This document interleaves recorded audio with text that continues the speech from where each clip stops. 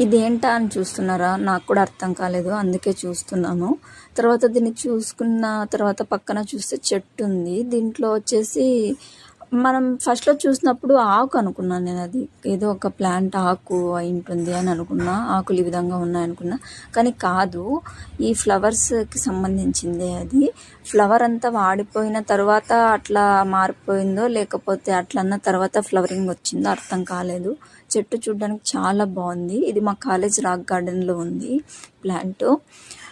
దీన్ని చూసిన వెంటనే అనిపించేసింది చాలా బాగున్నాయి కదా, ఒకసారి వీడియో తీసుకుందామని అనుకున్నాను.